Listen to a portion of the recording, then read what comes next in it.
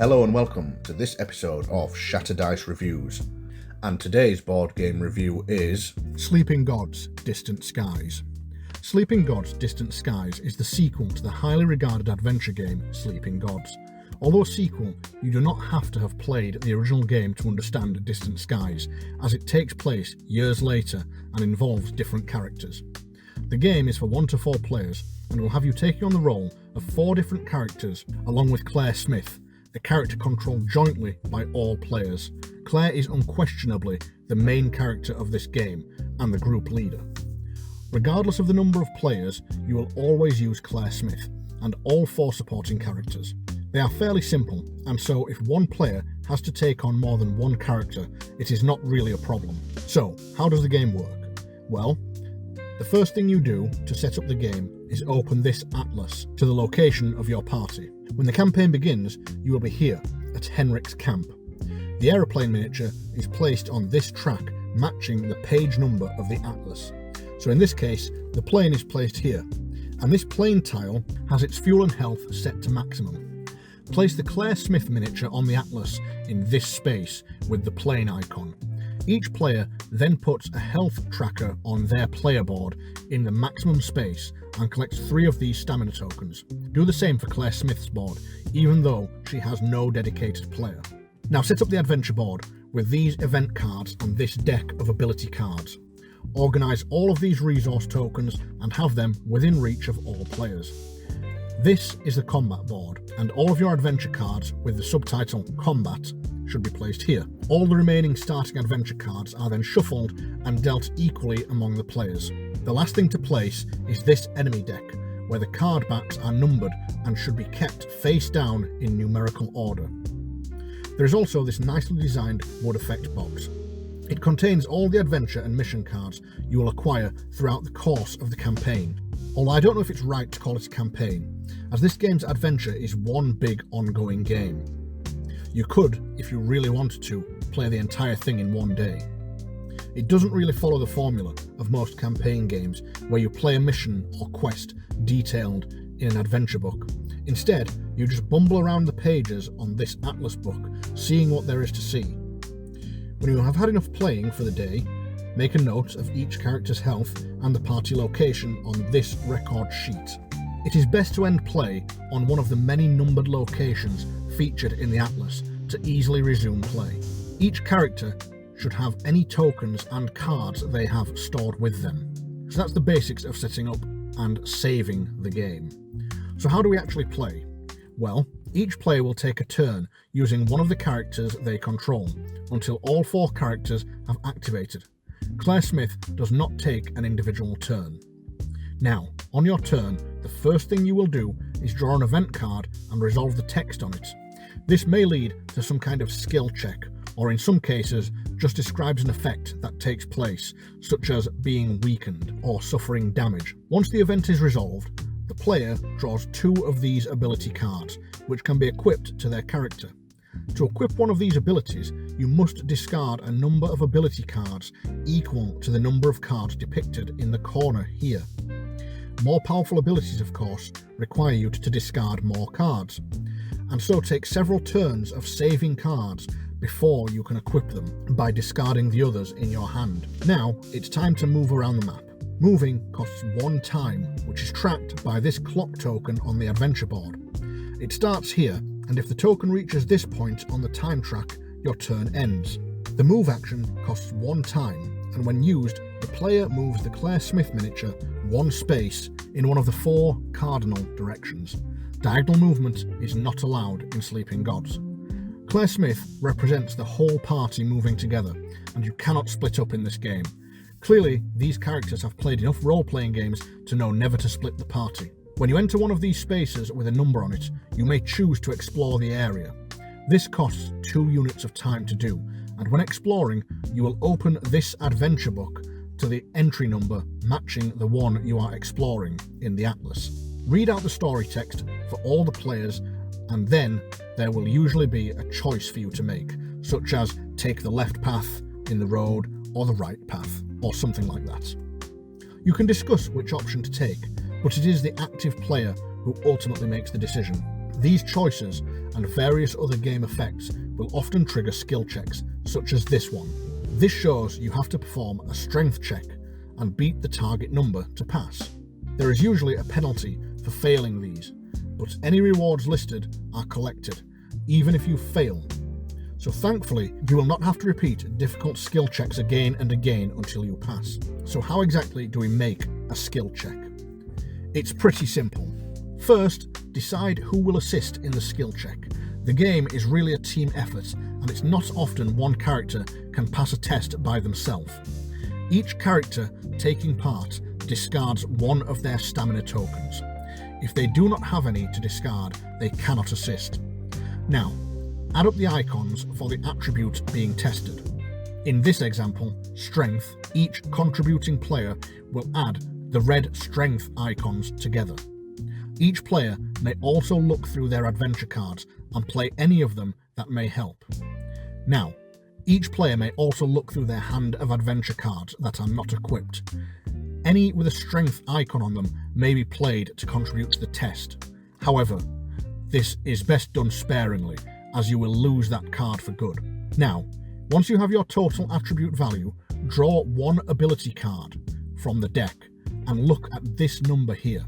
This is called the fate value and is added to the attribute value. If this new total is equal or greater than the target number for the test, you pass. If you fail, you incur whatever penalty is listed. Then follow the next instruction. This is the long and short of the adventure phase. Walk around or fly around in the plane if you want to cover large distances in a short time. Explore areas and gain these mission cards. When you complete these missions, you will get rewards, usually in the form of these resource tokens. Your ultimate goal is to restore power to these relics and totems you find throughout your adventure. These are powered up by discarding specific resource tokens. You will then receive an adventure card for that relic that you can use to help on your adventure. Once you have enough of these, you can find your way to the God's Eye, a portal you flew through to this fantasy world. Use your relics to defeat the Guardian, and then escape back home. At least, that seems to be the plan. The campaign doesn't really give you any specific direction or lead of where to go. It just leaves you to bumble about and explore whatever takes your fancy. This may be interesting for replays, as you could almost certainly complete this game without exploring everything. So, that's adventuring. But of course, there are various monsters in this world, and this game has a very unique combat system. So let's take a look at how combat works. When a fight starts, draw the indicated enemy card identified by its number and place it face up on the table.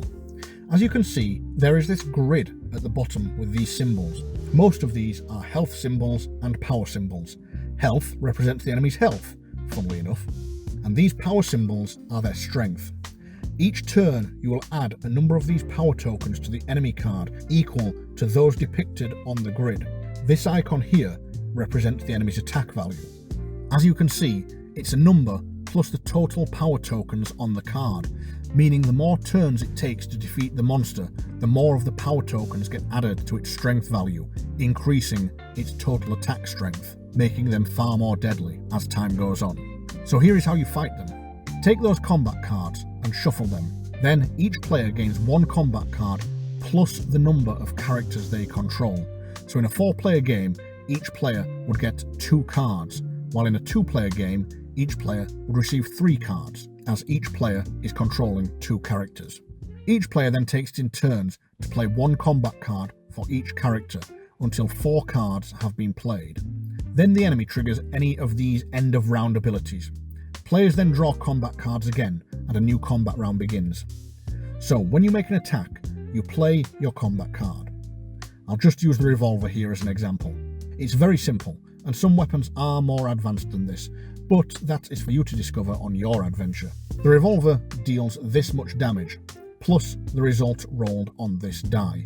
The die has numbers from -1 to 3 on it, so if you roll a -1, you will unfortunately do less damage. Let's say you roll the die, and the revolver shot does a total of 6 damage. You now have to choose how to distribute the damage on that grid on the monster's card. This is like a tactical game of tic-tac-toe. When you place damage tokens on the grid spaces, it eliminates the ability printed there. meaning if you cover one of the power symbols, the monster will no longer generate a power token from that symbol at the start of the turn. If you cover every space with a health icon, then the monster is defeated. Sometimes, however, the health spaces have a value attached to them, such as this space here. This means you have to spend damage points equal to this number to place a token over that space. Combat is very tactical in Sleeping Gods, as you have to make a decision whether to place a token over its power, health, defense, or these end of turn abilities. Well, that's not so hard. Just focus on covering health spaces and it will be dead in no time, right? Wrong. Focusing on those health spaces is all well and good until you realise that when placing damage tokens, you may only place them in a space adjacent to the first token you place. And adjacency only applies to cardinal directions, so no diagonal placement, just like movement. So if you look at our example of the revolver doing 6 damage, and you place the first damage token here, then you can only place your remaining points of damage in these spaces. This means you have to make a decision over where best to place your damage. Do you cover as many health spaces as possible, but don't use all of your damage points? Or do you cover more spaces, making the monster weaker, but with more health? It really is a great little tactical game, and despite seeming fiddly and complex, you will be surprised how quick you get the hang of it. Just remember, each time you attack, the enemy will counter-attack. Even if your attack covers its last health space, it will take one last desperate swing at you before dying. So it is just as important to sap its power tokens as well as its health. Well, that's most of the gameplay covered.